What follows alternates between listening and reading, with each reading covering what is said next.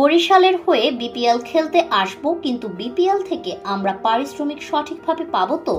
রাজশাহীর ক্রিকেটারদের পারিশ্রমিক না পাওয়া দেখে লাইভে এসে তামিমকে নিয়ে হাসতে হাসতে একই বললেন ডেভিড ওয়ার্নার। বিস্তারিত জানুন পুরো ভিডিওতে।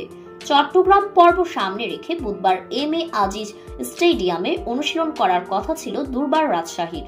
তবে হঠাৎ করে পারিশ্রমিক না পাওয়ার ইস্যুতে অনুশীলন বয়কট করে ক্রিকেটাররা। এবারের বিপিএল মাঠে গড়ানোর আগে থেকেই আলোচনায় পারিশ্রমিক ইস্যু। তবে এ নিয়ে বিসিবি বারবার আশ্বাস দিলেও কোনো কাজ হয়নি।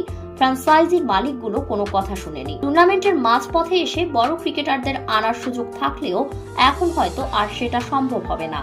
এদিকে বিপিএল এর মাঝপথে বরিশালের হয়ে খেলতে আসার কথা ছিল অস্ট্রেলিয়ান তারকা ব্যাটার ডেভিড ওয়ার্নার। তাই তো রাজশাহীর ক্রিকেটারদের অনুশীলন বয়কট করা দেখে লাইভে এসে তামিমের সঙ্গে ওয়ার্নার বলেন, প্রতি বছরই বিপিএল এ পারিশ্রমিক নিয়ে ঝামেলা হয়, যে কারণে তারা বড় বড় বিদেশি ক্রিকেটারকে ফ্র্যাঞ্চাইজিগুলোতে নিতে পারে না।